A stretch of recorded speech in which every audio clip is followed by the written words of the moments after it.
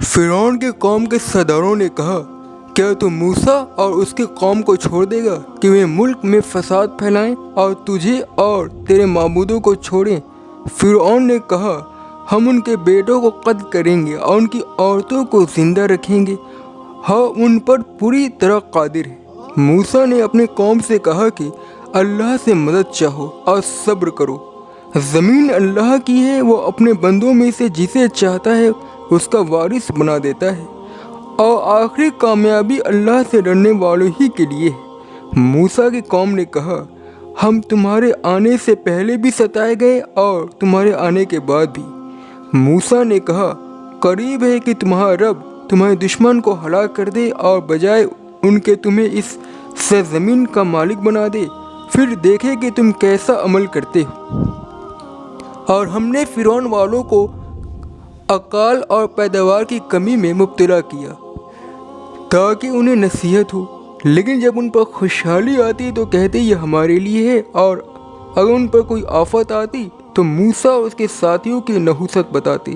سنو، ان کی بدبختی تو اللہ کے پاس ہے، مگر ان میں سے اکثر نہیں جانتے۔ اور انہوں نے موسیٰ سے کہا، ہمیں جادوگرست کرنے کے لیے تم چاہے کوئی بھی نشانی لاؤ، ہم تم پر ایمان لانے والے نہیں ہیں۔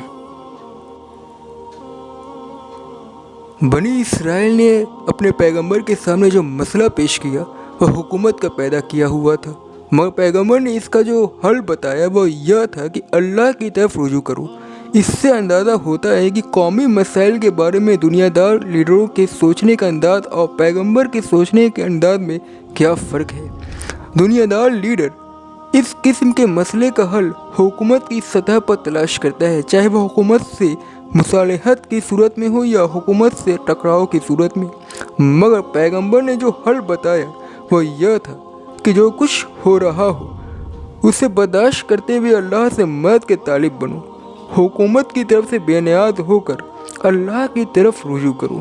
پھر پیغمبر نے یہ بھی بتا دیا کہ وہ عام قومی ذوق کے خلاف جو حل پیش کر رہا ہے وہ کیوں پیش کر رہا ہے۔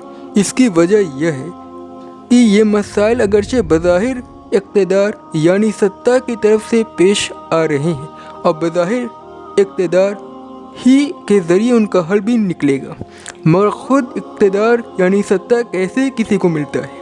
وہ محض اپنی تدبیروں سے کسی کو نہیں مل جاتا، بلکہ براہ راست اللہ کی طرف سے کسی کو دیے جانے کا فیصلہ ہوتا ہے اور کسی سے چھینے جانے کا۔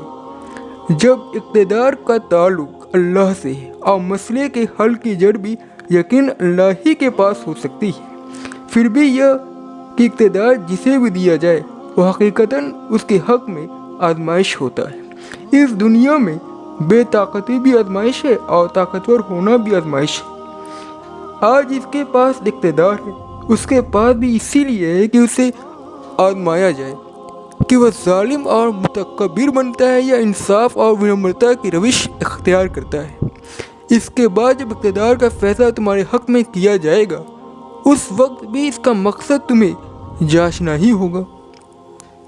جس طرح ایک گروہ کی نااہلی کے بنا پر اس سے اقتدار چھین کر کسی دوسرے گروہ کو دیا جاتا ہے، اسی طرح دوسرا گروہ اگر نااہل ثابت ہو تو اس سے بھی چھین کر دوبارہ اور کو دے دیا جائے گا۔ خوشحالی اور اقتدار جسے آدمی دنیا میں چاہتا ہے وہ حقیقت میں آخرت میں ملنے والی چیز ہے، کیونکہ دنیا میں یہ چیزیں بطور آزمائش ملتی ہیں اور آخرت میں یہ بطور انعام اللہ کے نیک بندوں کو دی جائیں گی۔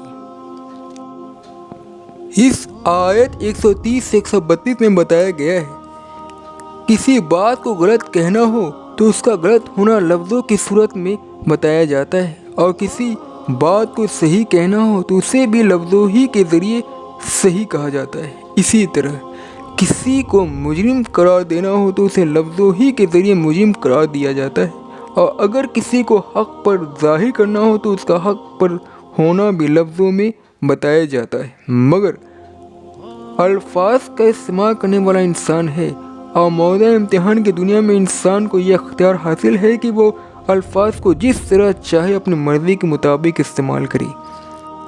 امتحان کی اس دنیا میں آدمی کو جو آزادی دی گئی ہے उसमें सबसे ज़्यादा नाजुक आज़ादी यह है कि वह हक़ और बातिल कहने के लिए भी अल्फाज पा लेता है और बातिल को हक़ कहने के लिए भी। वो एक खुले हुए पैगम्बराना मौइज़े को जादू कहकर नज़रअंदाज कर सकता है। अल्लाह उसे कोई नेमत दे तो वह उसे ऐसे अल्फाज में बयान कर सकता है गोया कि वो उसे जो कुछ मिला है अपनी सलाहियतों और कोशिशों की बदौलत मिला है। हक़ को नज़रअंदाज करने की वजह से अल्लाह उसके ऊपर कोई तंबीही सज़ा भेजे तो वह आज़ाद है कि उसे वो उन्हीं खुदा परस्त बंदों की नहूसत का नतीजा करार दे दे जिनके साथ बुरा रवैया अख्तियार करने ही की वजह से उस पर यह तंबीही आई है। अल्लाह की तरफ से हर बात इसलिए आती है कि आदमी उससे नसीहत पकड़े, मगर अल्फाज के ज़रिए आदमी हर नसीहत को एक उल्टा रुख दे देता है और उसके अंदर जो सबक का पहलू है उसे पाने से महरूम रह जाता है। तुम चाहे कोई भी निशानी दिखाओ हम ईमान नहीं लाएंगे। फ़िरऔन का ये जुमला बताता है कि हक़ अपनी मुकम्मल सूरत में मौजूद होने के बावजूद सिर्फ उसी को मिलता है जो उसे पाना चाहे। बाल्फाज दिगर जो शख्स हक़ के मामले में संजीदा हो, जिसके अंदर सचमुच ही आमादगी हो कि हक़ चाहे जहाँ और जिस सूरत में भी मिले वह उसे ले लेगा, उस पर हक़ का हक़ होना खुलता है। इसके बरक्स जो शख्स इस मामले में संजीदा न हो, जिसका हाल यह हो कि जो कुछ उसके पास है बस उसी पर मुतमईन है, वह हक़ को हक़ की सूरत में देखने से आजिज़ रहेगा और इसलिए वह उसे इख्तियार भी न कर सकेगा। अपने हाँ पर मगन रहना आदमी को अपने से बाहर की चीज़ों के लिए बेखबर बना देता है। यह जान कर भी नहीं जानता, वह सुन कर भी नहीं सुनता। आदमी अगर गैर मुतासिर ज़हन के तहत सोचे तो वह ज़रूर हकीकत को पा लेगा, मगर अक्सर लोग अपनी नफ्सियात के ज़ेर असर राय कायम करते हैं, वे हकीकत को पाने में नाकाम रहते हैं।